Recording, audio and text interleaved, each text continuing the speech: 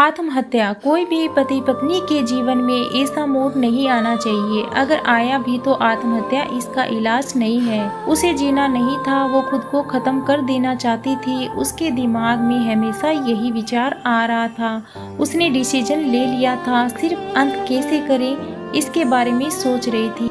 चारों ओर अंधेरा ही था।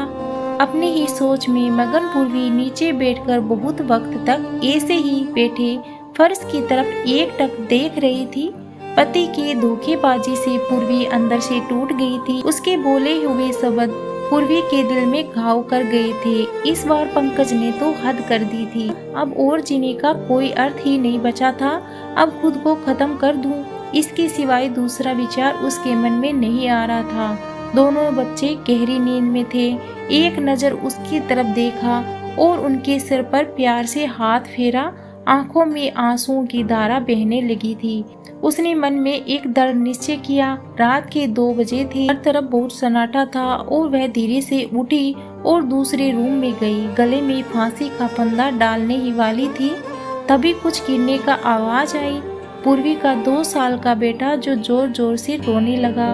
उसी क्षण पूर्वी की 6 साल की बेटी चिल्लाने लगी, मम्मी छोटू बेड के ऊपर से नीचे गिर गया, तुम कहाँ हो, देखो ना छोटू कितना रो रहा है। पूर्वी भागकर दूसरे रूम में आई और अपने बेटे को उठाकर अपनी गोद में लिया और अपने सीने से लगा लिया। बेटी रोती हुई बोली, मम्मी तुम कहाँ चली गई थी, मुझे बहुत डर लग रहा था, तुम हम दोनों को छोड़कर कहीं मत जाओ, मुझे अकेले में बहुत डर लगता है। पूर्वी अपने दोनों बच्चों को पास लेकर जोर से गले लगाया और रोने लगी। दोनों बच्चे उसके सीने से लिपटकर सो गई। रोते रोते पूर्वी को कब नींद आ गई उसे पता ही नहीं चला। काम वाली बाई गंगू की आवाज से पूर्वी की नींद टूटी। अरे मैडम, आपने बाहर का गेट खुला क्यों छोड़ दिया था? अरे मैडम क्या हुआ, अभी तक आप सोई हुई हो, तबीयत तो ठीक है ना? वो खुद को संभाले हुई बोली, हाँ थोड़ी तबीयत ठीक नहीं है। घड़ी में समय देखती है 8:30 बजे तक। आज तुम्हें आने में इतनी देर क्यों हो गई? मैडम जी चौथी गली में मेहता जी रहते हैं ना, उनकी बहू ने फांसी लगाकर आत्महत्या कर ली है। 2 बच्चे थे उनकी एक 10 साल की बेटी और 6 साल का बेटा है। यह सुनकर पूर्वी की कलेजे को धक्का लगा। अपनी साड़ी ठीक करके उसने पूछा, कब हुआ गंगू ने बोला, रात को हुआ मैडम, मैंने सुना है कि उसके पति की दूसरी औरत से संबंध है, अभी तक नहीं आया। अचानक पूर्वी ने गुस्से से बोला, अच्छा किया, वह आए या नहीं आए उससे क्या फर्क पड़ता है, अब वह थोड़ी ना देखने वाली है।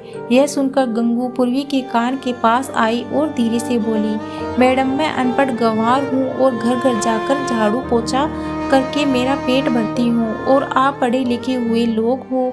भले ही मैं आपसे उम्र में बड़ी हूँ, जीवन का अनुभव आपसे थोड़ा ज्यादा है। आज तक साहब और आपके बीच जो चल रहा है वह ठीक नहीं है। मुंह बंद था फिर भी मेरे कान खुले रहते थे। मैं एक औरत हूँ और औरत के दुख को भी समझती हूँ, इसलिए मुझे आपको यह बात बतानी है। आत्महत्या कोई भी समस्या का समाधान हो ही नहीं सकता। जिंदगी में उतार चढ़ाव तो होते ही रहते हैं, इसका मतलब ऐसा नहीं है कि आप अपनी जान दे दो।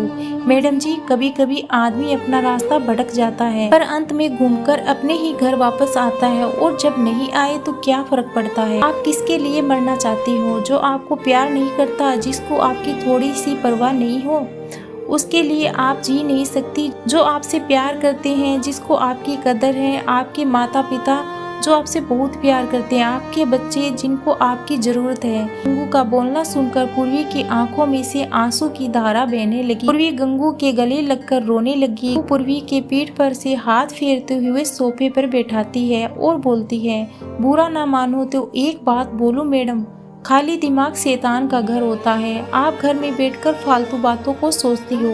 मैं आपके घर काम करने के बाद 9 से 3 इस वक्त स्कूल में झाड़ू लगाने जाती हूँ। वहाँ की प्रिंसिपल मैडम बहुत अच्छी हैं। आप तो पढ़े हुए हो, अगर आप बोलते हो तो मैं आपके लिए टीचर का काम करने का पूछूं क्या? आपका वक्त भी निकल जाएगा और मन भी लग जाएगा। इस पर पूर्वी चुप बैठी थी। कोई भी जवाब नहीं मिलने पर गंगू बोली, मैं आपके लिए चाय लेकर आती हूँ, और गंगू काम करने लग जाती है। काम निपटाकर गंगू बोलती है, मैडम मैं जाती हूँ। उतने में पूर्वी उससे बोलती है, रुको गंगू, तुम स्कूल में मेरे लिए पूछना, यदि संभव हो तो प्रिंसिपल मैडम का नंबर मुझे लाकर दे दो। गंगू के चेहरे पर खुशी का भाव दिखा। गंगू पूर्वी के पास जाकर बैठी और धीरे से बोली, मैडम मैंने दूसरे रूम में बेड पर स्टूल रखा हुआ देखा था। ऐसा आप कभी मत करना, यह आपका घर है। इसे बचाने को आपसे जो हो सके वह कीजिए। बिना लड़े अपनी हार मान ली। गंगू पूर्वी के हाथ अपने हाथ में लेकर बोली, मैडम एक फिल्म में एक हीरो ने एक डायलॉग बोला, लड़ाई लड़कर जीती जाती है, मरकर नहीं, क्योंकि मुर्दे कभी लड़ाई नहीं करते। गंगू हाथ नचाते हुए ऐसे बोलने लगी। यह देखकर पूर्वी को बहुत हंसना आया। गंगू का बोलना सुनकर पूर्वी का मन हल्का हो गया और उसे एक नई आशा की किरण दिखी। वह अलमारी में से अपने सर्टिफिकेट निकालने लगी। दोस्तों, पति पत्नी का रिश्ता बहुत स्नेही होता है। भगवान से यही दुआ करती हूँ कि कोई भी पति पत्नी के जीवन में ऐसा मोड़ नहीं आना चाहिए। अगर आया भी तो आत्महत्या इसका समाधान नहीं है। दोस्तों, किसी तरह अपनों के बीच बैठकर अपनी जो गलतफहमी है उन्हें दूर कीजिए और आत्महत्या जैसे कदम न उठाकर जो आपसे प्यार करते हैं उनके लिए जीना सीखें। तो दोस्तों, आज की यह कहानी आपको कैसी लगी आप हमें कमेंट्स करके जरूर बताएं और चैनल को अभी तक सब्सक्राइब नहीं किया है तो प्लीज़ चैनल को सब्सक्राइब जरूर कीजिएगा। धन्यवाद।